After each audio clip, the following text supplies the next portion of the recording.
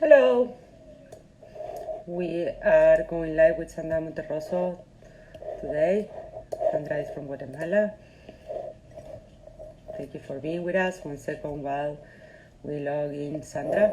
So while Sandra confirms me, I can tell you a little bit about the In the Studio series. This is a series of talks that we started doing in late March. The first one was with Camilo Godoy from Colombia, and then we started doing them regularly, first 2 days a week, and then weekly, and now we're doing them every 2 weeks. But it's a very steady series in which we've been trying to explore art from all over the continent, of artists coming from the Americas, whether they live in the continent, in the US, in Europe, anywhere, and in which we've been talking with them about work that they have been doing during the pandemic, but also about their careers, about projects that they did in the past, projects that they're doing for the future, and it's been a great experience so far. And we're very happy. We have over 40 interviews already. Many of them are published, all of them actually are published in our website and our YouTube channel, and also in our Instagram channel. So I have Sandra here. Thank you, Sandra. Hello, Sandra. Hola, ¿qué tal?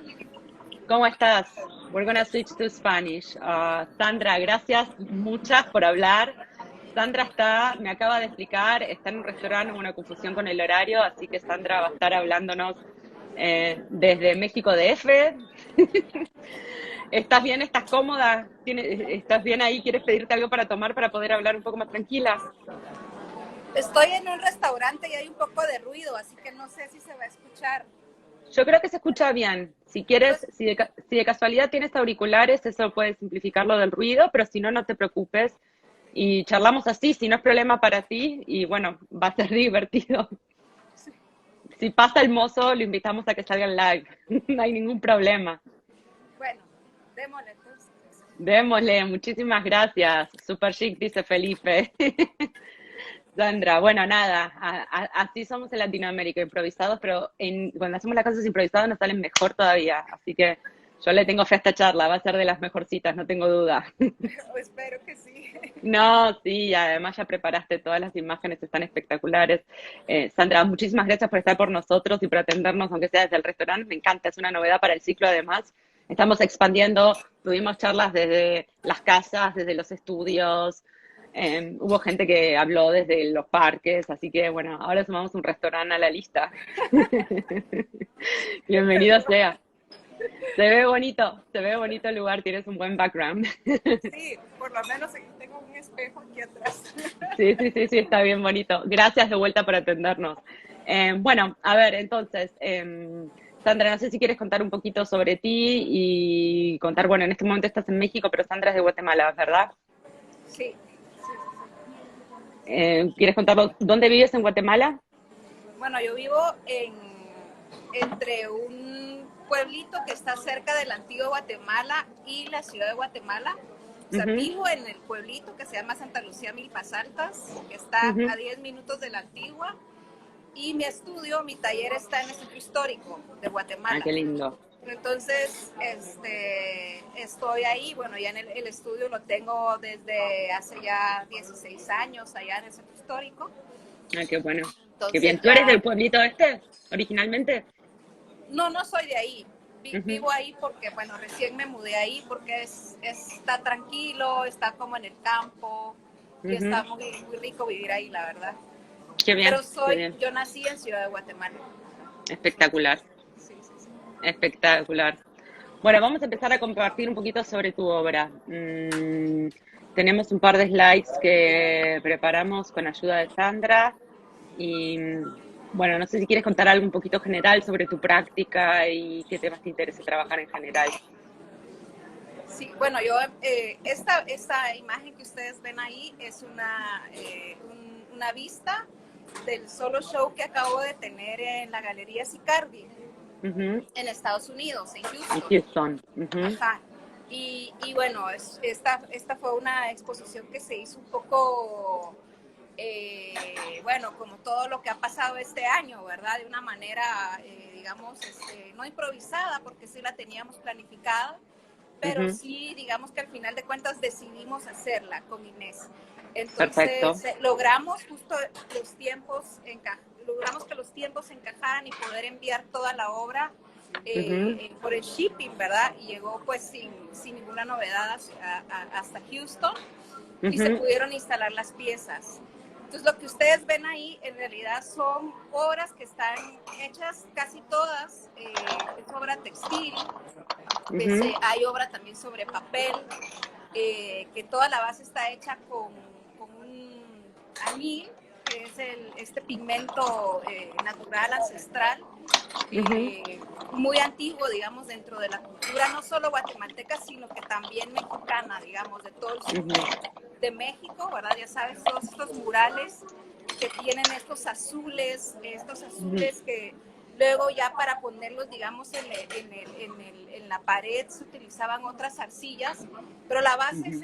es este índigo color azul que ustedes ven ahí, que bueno, yo empiezo a trabajar más o menos desde 2016, Ujú, probando un poco teñir con distintos materiales, como por ejemplo el hilo. Las piezas que ustedes ven del lado derecho son en ese papel teñido y también ujú, pintado, que luego yo también mezclo con otras técnicas, ¿verdad? Con otras resinas para lograr y diferentes tipos y calidad de papel para lograr mayor estabilidad en el tiempo, ¿verdad? Pero en realidad y- me gusta, me interesó mucho trabajar con este añil ujú, por la historia que tiene, ¿no? O sea, la historia, digamos, primero ancestral, que es un color, es un pigmento natural ancestral, como ya lo dije anteriormente, ¿verdad? Utilizado por la cultura maya. Y por otro lado, por la cuestión también que lo conecta un poco también con la colonialidad, ¿verdad? O sea, como toda la historia, digamos, conectada desde la ancestralidad hasta, digamos, los sistemas coloniales que después volvieron la producción del añil dependiente, digamos, ¿verdad? Y ujú. bueno, que también subordinada a las comunidades indígenas a producirlo, porque era parte, digamos, de las encomiendas que se tenían que enviar a España. Entonces, Ujú. digamos que es una materia, digamos, me interesa mucho trabajar con materiales en los que yo puedo, digamos, extraer ese tipo, digamos, de historia que me interesa Y contar en experiencia. sus diferentes niveles. Es genial. No sé si quieres contar un poquito de cómo es el proceso del añil para quienes no lo conozcan, de dónde viene el material y es un proceso distinto de los procesos de pigmentación que conocemos, los ignotos que no sabemos de textiles o es simplemente el mismo tipo de proceso. Bueno, en principio es un Ujú, arbusto pequeñito y ujú. lo que se utiliza, digamos, para teñir es la hoja. Ah, Entonces mira. la hoja entra en un proceso de fermentación, es un proceso de Ujú, fermentación, digamos que en su proceso natural, muy largo, ¿verdad? Su proceso ujú, natural es bastante largo, ujú, pero digamos que todo ese proceso de fermentación, la hoja, digamos que saca una plasta que luego se vuelve un polvo, que es el que se utiliza para ujú. teñir. Espectacular, espectacular. Voy a mostrar un poquito más de imágenes de la exhibición Sí, y a las que ver. ustedes ven al fondo son sobre papel, digamos papel teñido y pintado. Ujú. Y también tenía, que ahora las vamos a ver más en detalle, obras sobre tela. Ujú, Ajá, ajá. Entonces, estas vistas, esta que están viendo ahora ya es una exposición individual que hice en el Centro Cultural de España en Guatemala en el ujú. 2019, hace 2 años. Esa fue Espectacular, primero y luego se exhibió ya este año en la Galería Sicardi. perfecto. Sí, Vamos a ver un poquito, aquí se puede esa, observar un poquito más el detalle. sí, Las claro. distintas tonalidades son distintas profundidades del proceso del mismo material. Sí, y además el tipo de papel, porque este papel es un papel hecho de fibra de árbol, que es un papel que yo traje en un viaje que hice a Suecia, y es un papel que absorbe muy, muy bien. O sea, a mí me interesa también mucho trabajar con los materiales, porque, claro, no es lo mismo trabajar un papel que no absorbe cuando se está tiñendo a un papel que absorbe completamente, ¿no? Entonces, este papel de fibra digamos, de corteza de árbol, lograba absorber muy, muy, muy bien el añil, y eso me pareció a mí espectacular.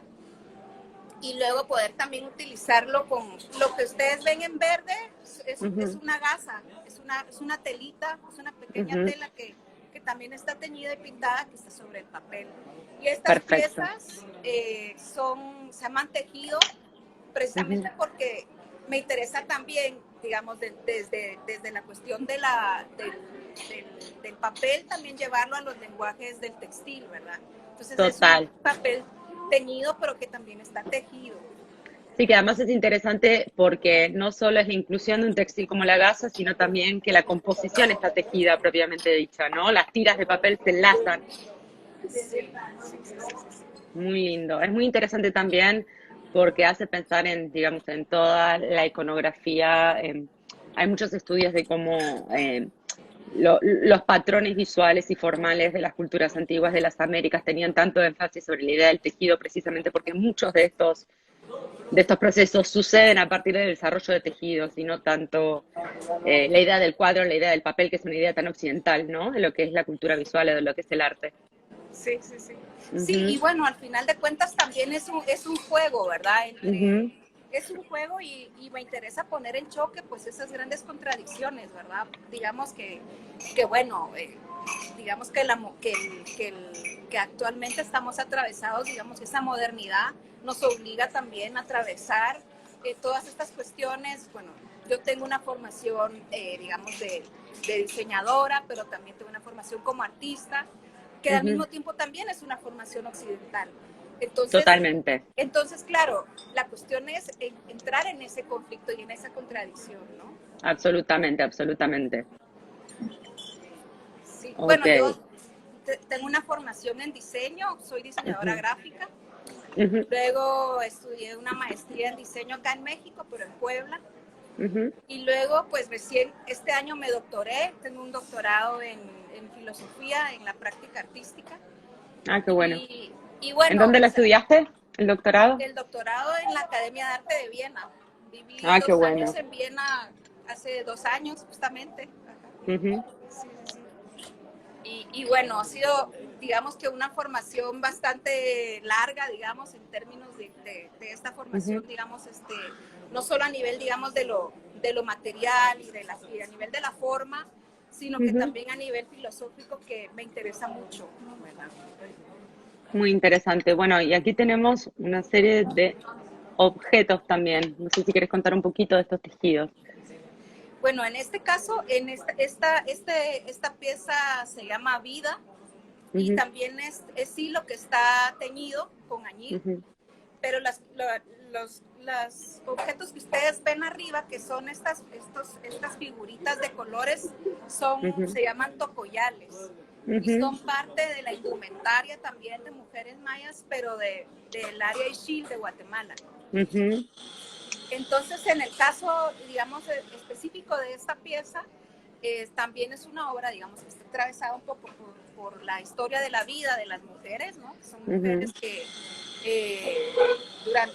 durante los años 70, los años 80, pues sufrieron la guerra interna que se vivió en Guatemala, pero que de alguna manera, a través de esta escultura, pues a través también de varias ceremonias que logré hacer, digamos, como una guía espiritual, lográbamos de alguna manera también rescatar la vida, ¿verdad?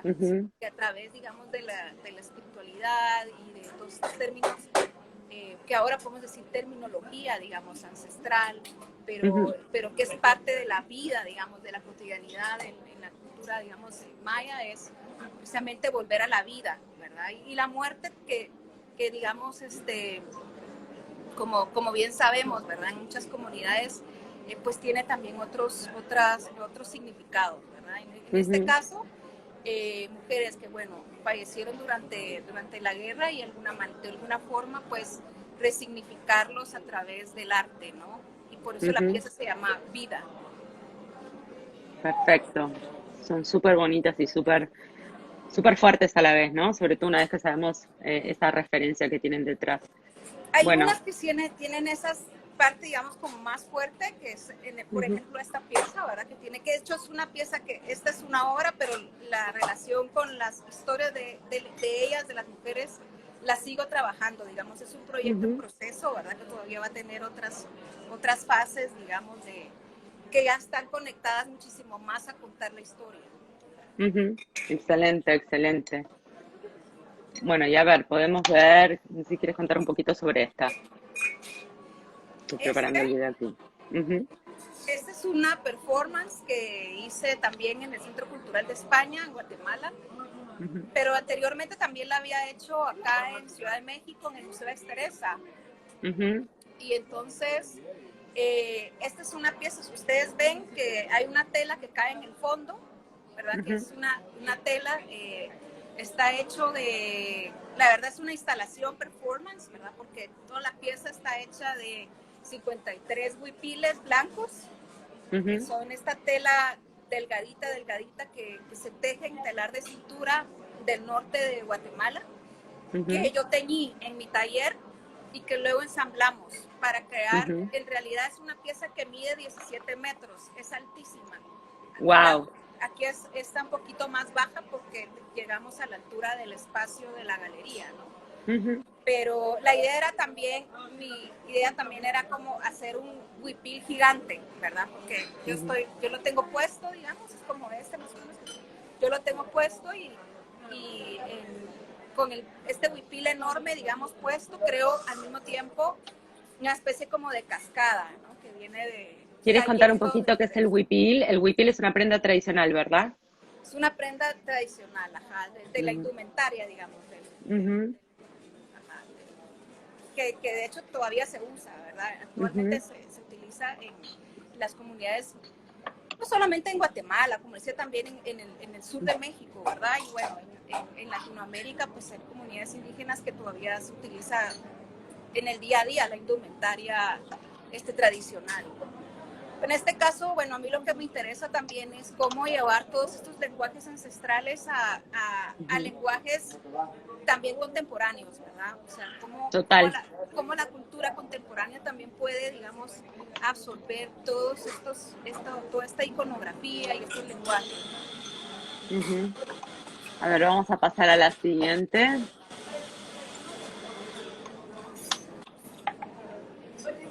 Estas son obras bastante similares, pero enmarcadas. ¿Son anteriores? Sí, estas son las mismas que vimos en la exposición del Centro Cultural de España, que son las azules, hechas con añil, pero estas están exhibidas en la galería de Cecilia Brunson Projects en Londres. ¿Están exhibidas en este momento? Se exhibieron este año, pero... Este año, ¿verdad? Sí, también es una pieza tejida y las piezas que están teñidas y pintadas en azul.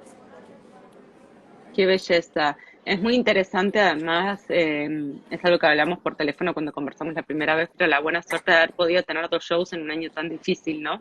Sí. No, la verdad que yo sí, bueno, yo estoy muy agradecida con la vida por eso, ¿no? Porque sí, a pesar de que ha sido un año complicado, ¿no? Y difícil, pues sí, logré tener estas, además mis dos primeras exposiciones afuera, digamos, una en Europa y la otra en Estados Unidos, ¿verdad? O sea, que ya era fuera de Latinoamérica y fuera de mi país, entonces fue como muy, muy importante, ¿verdad? A pesar del año que estamos viviendo, ¿no? Sí. Y esta que me encanta, no sé si quieres contar un poquito, ¿esto estaba en Cecilia Brunson también? No, esta se exhibió en Sicardi. En Sicardi también Sicardi. con el bueno, esta fue con esta pieza se llama Expoliada. Y bueno, en muchas, digamos, en algunas de las piezas me interesa también un poco hablar de la extracción de los recursos naturales. Y en este caso, pues, también la pieza, si tú ves, es como una cascada, ¿verdad? De alguna manera es como la expropiación de los recursos en relación al agua, ¿no? Que también está conectada con esta otra que recién hice, ¿verdad? Teñidos. Pero esta fue la primera pieza que hice con añil en el 2016. Entonces ya digamos que me interesaba empezar a explorar y empezar a investigar un poco también todo eso del teñido, pero como también el teñido actualmente está conectado, como te comentaba anteriormente, con la historia y con la arqueología, ¿no? Con la misma arqueología maya, ¿no?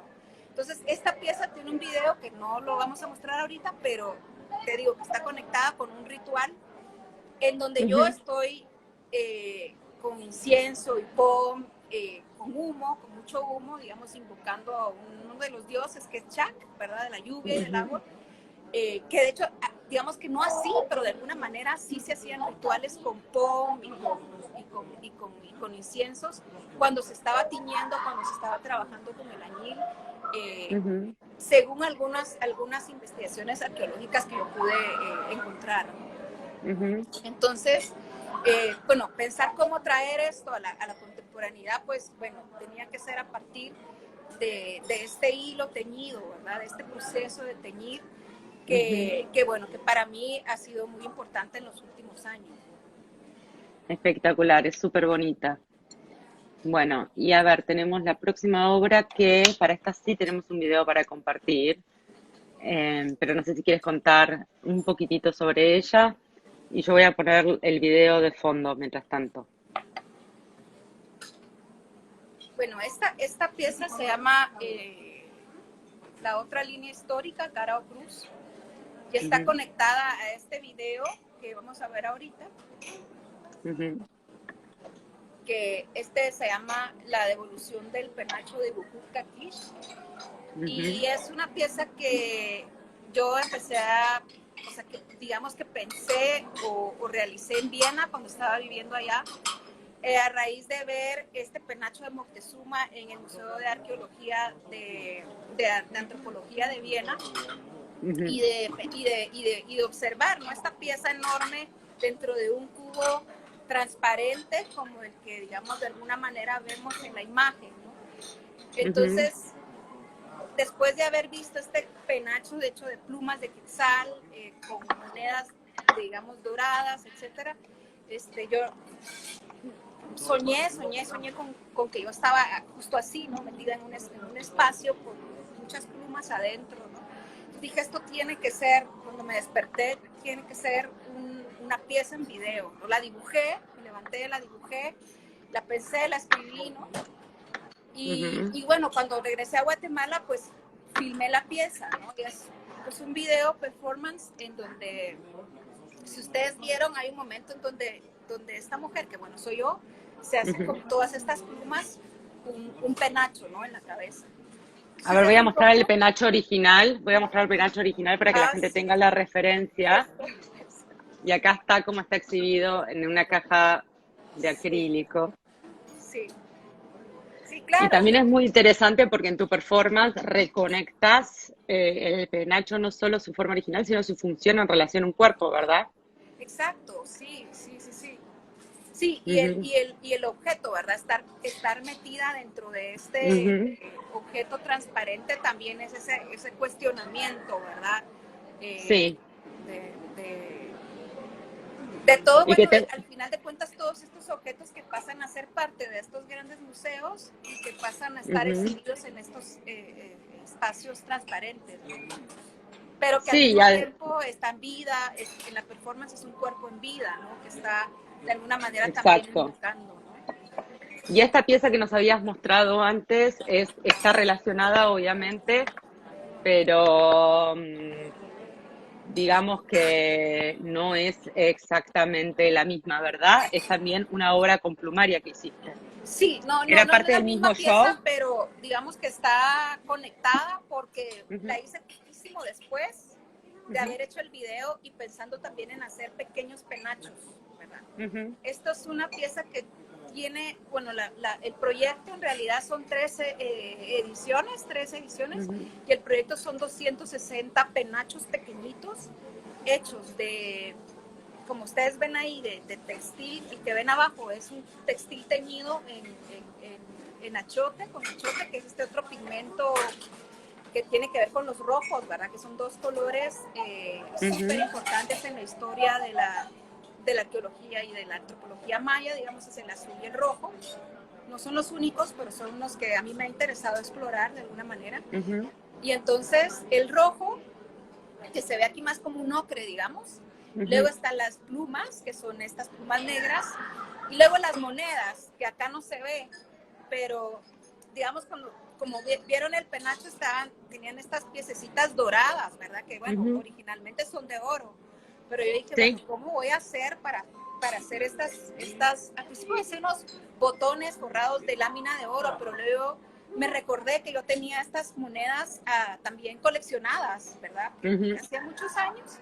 Y son las monedas que ya no están en uso en Guatemala, pero de un lado tienen la cara de Fray Bartolomé de las Casas. Wow. Y del otro lado tienen el escudo de Guatemala. Entonces, como que ahí se cerraba muy bien. Perfecto. La pieza, ¿no? Porque de un lado hablaba de la colonialidad, ¿verdad? A través de este fraile, que de hecho también fue uno de los que estuvo todo el norte de Guatemala, digamos, en las Verapaces, en una de las etapas de la colonización. Y otro lado, la independencia del país, ¿no? Pero al final de cuentas es cuestionarnos qué tan independientes llegamos a ser al final de cuentas, ¿no? De estas grandes monstruos modernos, coloniales que, bueno, actualmente pues siguen siendo estos grandes imperios, pero también estas grandes empresas, ¿verdad? Que son las que realmente colonizan el mundo. Total. Bueno, a ver, vamos a pasar a la próxima.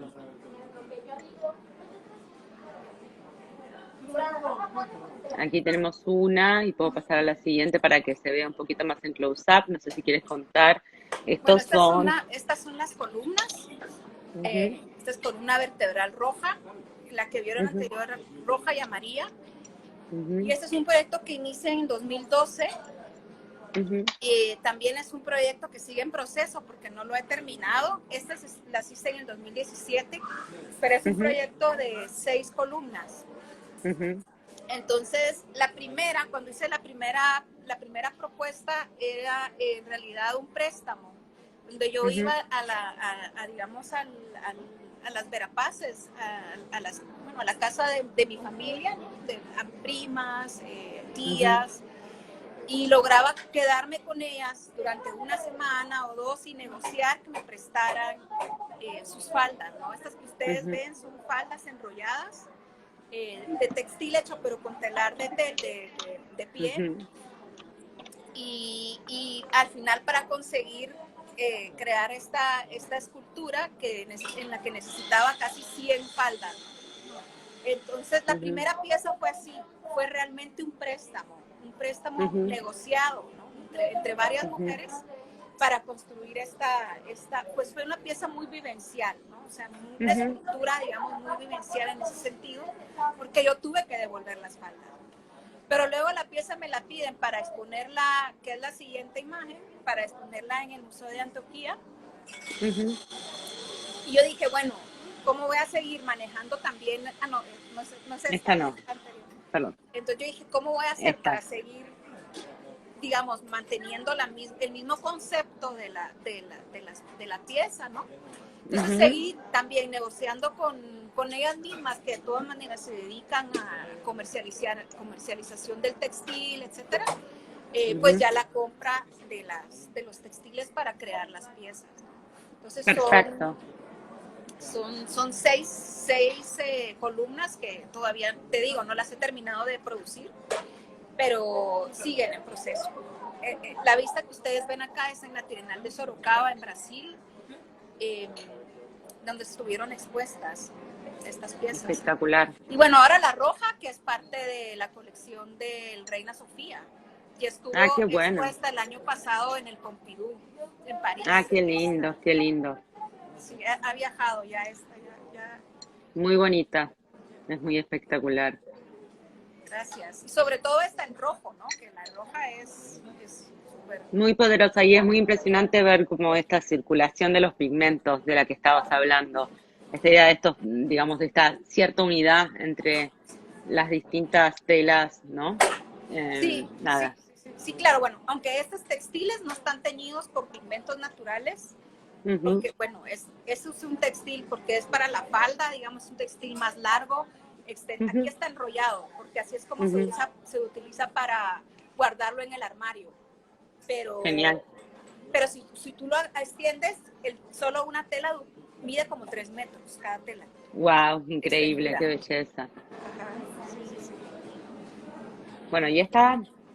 Bueno, esta es una pieza que se llama Acciones para abolir el deseo Ujú, y es una performance que yo hice en el 2011 ujú, y la figura que tú ves, si yo estoy haciendo una acción de primero dibujar una forma, ujú, que es un dibujo para hacer una danza folclórica ujú, de Guatemala también. Entonces ujú, yo primero dibujo con estos papelitos digamos que el recorrido que se tiene que hacer para bailar, que son recorridos ujú, específicos que siempre se tienen que hacer, ¿verdad? Hay varios. Entonces ya agarro uno de estos y lo dibujo para luego ujú, desdibujarlo otra vez.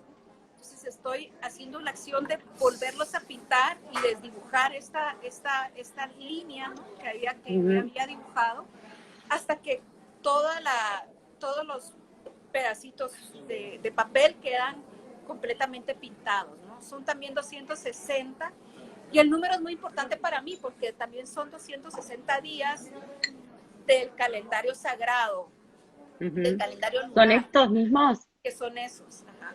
Ujú, Entonces, claro, luego de la acción queda también como documento de la misma, ¿no? De la ujú, performance, estas piececitas, que luego, bueno, ya las, se colocan así, ¿no?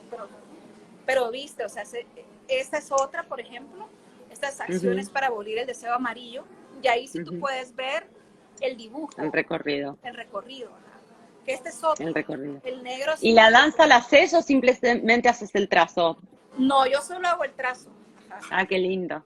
Pero que al mismo tiempo es una especie de danza, ¿no? Porque yo Exacto. voy donde está hecho el trazo, voy dibujando y Qué desdibujando el belleza. trazo principal, Ujú. ¿no? Y aquí el resultado final. ¿Estas también eran 260? Esas también son 260. Ajá. Sí, sí, sí. Es muy bonito, es muy bello. Gracias. Y bueno, que son colores que también están relacionados a la Ujú, cosmovisión, ¿no? Porque el amarillo es color y lo voy a traer a colación también con otras piezas, que es dentro de los 4 puntos cardinales el sur, ¿verdad? ah, claro. El sur. Y bueno, al final de cuentas que también la cultura maya pues está cargada de demasiados simbolismos, hay Ujú, demasiados elementos, ¿no? Simbólicos y no todos, pero muchos de ellos, sobre todo los que tienen que ver con el calendario, pues, con el tiempo, ujú, con la cosmovisión, digamos, en la orientación, digamos, el norte, el sur, el este y oeste, que cada ujú, uno tiene un color, ¿verdad? Lo textil, el teñido, que es lo que a mí me ha interesado, pero todo tiene un origen, digamos, conectado a esta simbología de la que te estoy hablando, que al mismo tiempo nos lleva a pensar que todo está conectado, ¿no? O sea, la vida, la tierra, el cuerpo, etcétera. aló, aló. Sí. Es una conexión en realidad, ¿no? De todos estos Y elementos te hago una simbólicos. pregunta, Sandra. Sandra, te hago una pregunta, pero desde mi ignorancia la hago. ¿Cuánto de esta simbología está presente en la cultura popular contemporánea en Guatemala? ¿Y cuánto tiene? O sea, yo sé que vos estudiaste muchísimo esto en tu doctorado, en tu máster, digamos, y en tus estudios personales, pero ¿cuánto de esto o se vive la cultura popular guatemalteca de ahora? Pues mira, lo del calendario se usa mucho. O sea, pareciera que no, pero Ujú, muchas personas, no solo, digamos que se identifican, bueno, no solo que se autoidentifican como indígenas o mayas, digamos, sino ujú, que pues casi que todo, digamos, el territorio, no todo, pero muchas personas siguen el calendario, ¿verdad? Siguen el ah, qué calendario, bien. cada día tiene un significado distinto. Ujú, Eh, Sobre todo, yo pienso que después de la guerra, muchísimo más también, hay todo un proceso, digamos, de mayanización que Ujú, incluso es hasta, digamos, también académico, ¿verdad? O sea, muchos ujú, mayas empezaron a prepararse muchísimo más. Entonces ujú, empezaron todo este proceso de mayanización y de retorno, digamos, a las raíces de alguna manera. Que de alguna manera ujú. también crea y ha generado una gran contradicción, porque hay una corriente que es muy esencialista y hay una corriente, digamos, que es más de la vida cotidiana, ¿no? O sea, que de todo esto está impregnado en la vida cotidiana, pero vos lo mirás, o sea, lo mirás en la comida, lo mirás bueno, los textiles, lo mirás en las maneras Ujú. de ser, en muchas palabras, por ejemplo, que decimos muchas palabras que están conectadas a, ¿qué pasa también aquí en México? O sea, que por Claro, tal ejemplo, cual. en Guatemala decimos arrimate, y eso ya Ah, está, es una, quieres venir para acá, que es una palabra que en quechí, que en maya quechí quiere decir arrincuá, ¿verdad? O sea, qué entonces como bárbaro. que hay muchas palabras que utilizamos sin saberlo lo hablamos, pero cada vez menos, digamos que sí y no, ¿verdad? O sea, Ujú. depende de los estratos sociales también, porque la verdad Sí, que claro, también hay mucho racismo, ¿no? por Entonces, supuesto. es complejo, la verdad que es un tema complejo. Perfecto. Voy a seguir pasando algunas imágenes porque quiero que por lo menos las podamos comentar. Tenemos igual 20 minutos todavía. Pero bueno, en este caso estas columnas, o no sé si tú las llamas columnas, son por acumulación, ¿no? Y no tanto los atados. No sé si quieres contar un poquito de estas. Bueno, estas columnas son de toda esta serie que yo trabajé con achote, que es este pigmento rojo. Ujú, Entonces es tela teñida, es este lino teñido también con este pigmento natural. ujú, Luego también utilizo otros pigmentos, ¿verdad? Otros pigmentos y al final aplico una resina, porque con esta resina queda la tela de alguna manera como petrificada, ¿no? Entonces, ujú, se llaman piel en distorsión, piel en sanación, que es la última. ujú. Y, y bueno, a mí me interesaba generar también por otro lado, también esa diferencia de tonalidad de la piel, ¿no? O sea, Exacto. que, bueno, por eso una se llama piel en imperfección, ¿verdad? Porque por lo que hemos hablado, ¿no? De vernos unos a los otros con las diferentes tonalidades de pieles. Estos pigmentos ancestrales fueron utilizados en la piel también. O sea, por Ujú, ejemplo, el achote es un pigmento que se usa en toda América. Se ha usado en ujú. toda América. O sea, de hecho, los pieles rojas se llaman pieles rojas en Estados Unidos porque se teñían con Con este achote. pigmento, ¿no? En las Amazonas también. En cada lugar, por supuesto, cambia El el producto, por nombre, supuesto. ¿no? El nombre. Pero que digamos, el pigmento es para teñir textil y para teñir la piel, ¿no? Entonces, como que Claro. trasladarlo a todos esos eh, espacios a mí me llama mucho la atención. Aquí tenemos otras obras con el amarillo. Y bueno, todo ese proyecto que se llama Efectos Cruzados con el color amarillo fue realmente donde yo empecé a trabajar con el teñido en 2011, en el año 2011. Pero Es muy siempre está bello. también ligado a las acciones, por eso ves este Ujú, video, en el video que yo estoy ujú, tiñendo los hilos, ¿verdad? Porque de ujú. alguna manera también me interesa cómo llevar todas esas, digamos, la acción de teñir al espacio también del mundo del arte, ¿no? A través de la Exacto. performance. Sí, mostrar también esta técnica artesanal, o sea, y mostrar que es un producto que no solo tiene ese aspecto por tu trabajo, sino también que hay una cultura y un trabajo detrás. Sí, En fin. exacto, no, y de hecho es algo que a mí me interesa mucho, o sea, esa línea delgada entre lo artesanal, entre el diseño, entre el arte, que al final de Ujú, cuentas me interesa, ¿no? Es ese juego que existe ujú. entre todas estas fronteras, ¿no? Y aquí tenemos un poquito más de una acción. No sé si quieres contarnos de esta. Esta es una pieza que hice para la Bienal de La Habana en el Ujú, 2014. Fue una pieza creada en in situ, una escultura creada in situ. Y es un collar que ujú, está hecho para Yemanyá, que es una de ujú, las diosas según la cultura orisha, ¿no? Y era un ujú, poco también cómo trabajar la ancestralidad, pero dentro del ámbito local, digamos, en La Habana, ¿no? ujú, Entonces, la pieza está hecha en Casablanca que es uno de los espacios donde más espiritualidad hay en La Habana, ¿no? Y trabajé con un guía espiritual e hicimos todo el proceso, digamos, bueno, yo hice, porque había una gran contradicción, ¿verdad? Que La Habana es una isla, pero no se produce el coco como tal, ¿verdad? Entonces, yo mandé una serie de manuales para hacer todo el proceso de producción de la extracción de la pulpa del coco, ¿verdad? Que es lo que vemos, el corazón del coco. Entonces montamos un tallercito en esta pequeña isla en Casablanca para hacer toda la extracción del corazón del coco y poder crear con los cocos un collar de 300, en ese caso eran 360 porque está ligado al calendario Yoruba, ¿verdad? Que también tenía que, bueno, en mis procesos, ¿verdad? Era muy importante también conectarlo con esta misma manera, ¿no? De hacer las cosas.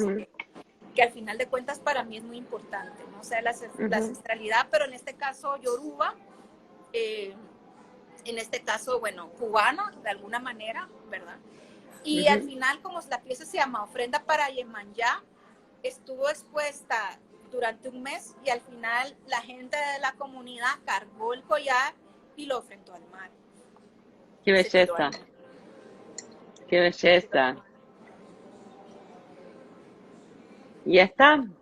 Esta es una pieza que se llama Ishiri Yahil y es una palabra también en maya quechí, significa centro origen. Y esta es una pieza que es una instalación que hice en Viena y está hecha de maíz. Pues las letras, ¿verdad? Todas están hechas de granos de maíz desgranado. Maíz de maíz desgranado. Entonces, es una exposición colectiva que curó Hansel Sato, un curador peruano que también vive en Viena, y la idea era todo sobre la comida. Entonces, mi propuesta era precisamente trabajar con el maíz, porque además en Europa el maíz no se come, el maíz se le da a los animales. Entonces, a mí eso me pareció tan impresionante, porque para nosotros el maíz es sagrado, ¿verdad? Sí, tal cual. De hecho, somos hombres y mujeres de maíz, según el Popol Vuh, ¿verdad? Que es uno de los libros sagrados de la cultura maya, pero sobre todo, como tú me preguntabas, ¿verdad? ¿Qué de lo ancestral está en lo popular? Bueno, las tortillas, ¿verdad? O sea, no, claro. El maíz es de lo más... Y a lo largo de todas las Américas. Sí, no, el maíz. Américas, el choclo, como le dicen, ¿verdad? O sea, en Argentina, entonces, sí. a mí me impactó que era algo que para ellos no significa nada, pero para nosotros sí, que no, tengo que hacer como una... y bueno, centro origen, ¿verdad? Porque para nosotros el centro del origen del maíz es el centro de América, ¿no? Y bueno, la luz, que eso pues ya creaba cierta teatralidad en la pieza, ¿no? Que me interesaba mucho. Muy bonito, muy bonito. Y estas... Ese es un video performance. Este se llama Music, que es una palabra también en maya, pero solo esa palabra significa respiración del espíritu. Entonces, en esta acción yo estoy respirando en esta bolsa, no hablo nada, solamente respiro. Entonces, cuando tú escuchas en el video, se escucha la respiración y la bolsa de papel dice, que hay un texto en español y en inglés que dice, el racismo es una acción colonial que se puede sanar. Entonces, digamos que yo estoy respirando porque de alguna manera también estoy cuestionando si en realidad podemos sanar o no podemos sanar eso, ¿no? Entonces, y es muy impresionante esta hora también, porque soplar en una bolsa es una de las acciones que se hacen, recomienda a la gente que está teniendo un ataque de pánico, ¿verdad? O sea, cuando las personas están con un ataque de ansiedad, una de las técnicas que se recomienda, sobre todo para niños, es que soplen en una bolsa para focalizarse en la respiración. Claro. Qué fuerte. Al final de cuentas es eso, ¿no? O sea, es como en realidad cuestionar qué estamos haciendo para sanar todas esas cosas, ¿no? Y también se pueden sanar, porque en realidad yo como artista no puedo dar respuestas, ¿verdad? O sea, quisiera dar todas las respuestas, pero es muy complejo. Entonces, creo que lo que bueno, lo que yo hago con mi trabajo de alguna manera es hurgar un poco en la herida, ¿no? Ujú, Hablar un poco sobre todas estas heridas coloniales, ¿no? El racismo es ujú. una herida colonial que se puede sanar, dice ese texto, ¿no? O sea, Perfecto. hacernos esa pregunta, si esas heridas tan profundas o tan sobre la piel, ¿verdad? Se pueden sanar y cómo podemos sanarlas, ¿no? Esa es una de Ujú. las grandes preguntas, ¿no? Que de alguna manera aborda mi trabajo. Es muy espectacular. Tenemos unos 10 minutos más. Creo que vamos a llegar a comentar, aunque sea brevemente, el resto de estas performances. No sé si quieres decir unas palabras de cada una. Sí, claro, digamos, bueno, que son muy importantes porque esta fue en el 2008, se llama Meditando el Error, y fue Ujú, cuando yo hice este video que empecé a trabajar textil, porque cuando yo diseñé el vestuario para este video, que es un vestuario también inspirado en el norte de ujú, Guatemala, que es de donde es mi abuela y mi mamá. Yo no nací allá, pero digamos que ujú, simbólicamente por ahí está mi ombligo, decimos nosotros. ujú, Y bueno, que mucho de mi trabajo tiene que ver con la historia de las Verapaces del norte de Guatemala. Entonces, de hecho, este video es esa historia, ¿no? Contar cómo de alguna manera mujeres y hombres vienen, y todavía, ¿no? Vinieron, como mi abuela ujú. hace muchísimos años, ¿no? Y siguen viniendo a las grandes ciudades, ¿no? Y cómo es, es esta otra gran contradicción, ¿verdad? De esa confrontación Ujú, con la cultura y la gran ciudad, y luego, bueno, con las grandes ciudades del mundo, ¿no? Entonces, ujú. por eso ves el escenario, que es un escenario colonial, y el otro lado hay un escenario también un poco más natural, ¿verdad? Porque es la naturaleza. Ellos dos caminan, están atados por una cuerda, y por un lado caminan en una habitación, en una cama, tratando de De despegarse, separarse. de separarse, y no se pueden separar nunca, y por otro lado caminan en un área rural, digamos, haciendo la misma acción, ¿no? Tratando de separarse. Pero es Mm, esa imposibilidad, pues esa imposibilidad de poder, por un lado, desprenderte completamente de una cultura ancestral, pero por otro lado también querer desprenderte de ella, ¿no? Entonces es como esa gran contradicción, esa gran tensión que de hecho todavía existe. que Sí, aquí lo vemos un poco más sí. claro, esta idea de... De tensión y de juego, y Ujú, bueno, de que ellos están como también en una especie de danza, ¿no? Ahí tratando de desprenderse, ¿no? Y eh, igual hay unas voces en off, ¿verdad? Porque al final de cuentas es un hombre y una mujer, ¿no? Y es una ujú. historia inconclusa, ¿no? Una historia de amor inconclusa, ¿no? Pero bueno, como en Como las todas de las... todos. Sí. Y esta pieza que es súper interesante y súper fuerte, puedo ir y volver entre las dos imágenes, esta mujer embarazada. Sí, esta también, esta se llama Deformación 33 y tiene que Ujú, ver con, bueno, está inspirada en esos objetos arqueológicos para ujú, deformar, que bueno, que también utilizaron los mayas y otras culturas ujú, antiguas para deformar la cabeza, ¿no? Un poco ujú, para determinar la élite a donde se pertenecía, el ujú, grupo social al que se pertenecía, y por otro lado para determinar características de belleza.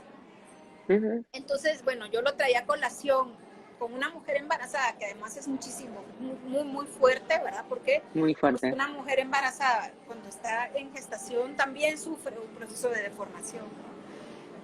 Sí. Entonces está esta primera escena que es como una sala. En mis videos me interesa mucho la ambigüedad en el tiempo y en el espacio. Por eso hay elementos que sitúan en una época específica, pero al mismo tiempo hay una gran ambigüedad en saber en qué época, en qué año es. Ujú, Entonces, ella está tratando como de deformarse la cabeza, y aquí escribiendo, ¿no? ujú. Deformación craneal, como una especie de tarea o de lección que tiene que aprender.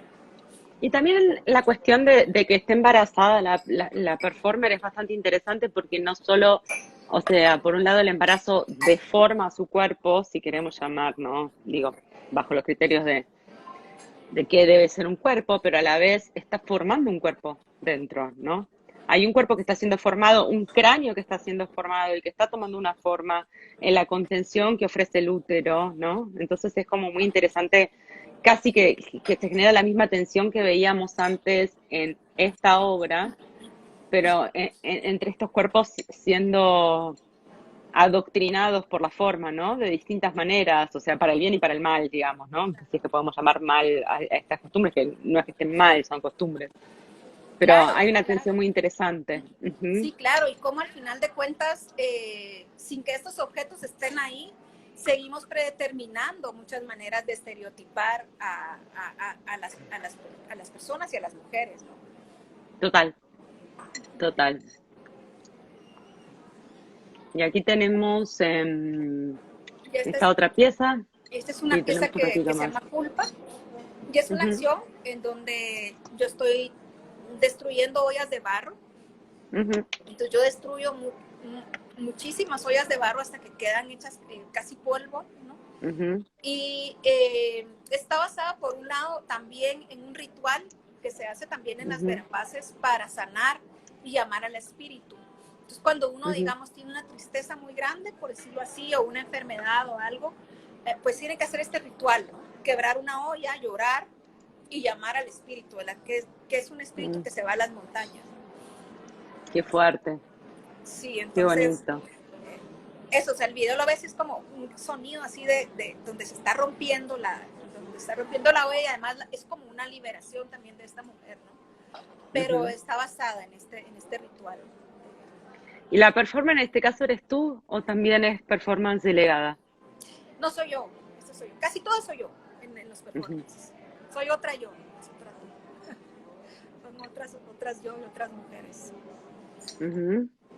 Y Y bueno, aquí, esta pieza que es una de, digamos, de mis obras como más emblemáticas en ese sentido, que hice en el 2003, en el 2004.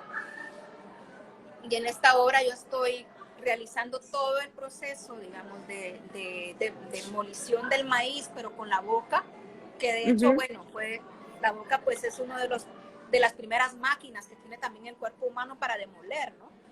total. Entonces, para moler. Entonces, yo lo utilizo como un elemento también ancestral y un elemento visceral, ¿verdad? Para conectar el cuerpo con esa historia.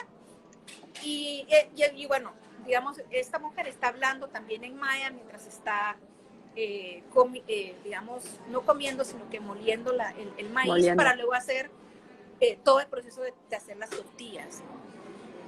Ujú. Esto se usa, vos sabés que sé que en Bolivia se usa para hacer la chicha este proceso de También, mascado de maíz para generar una fermentación y la chicha que es una bebida alcohólica, ¿no? también. Ancestral. Ajá. Ujú.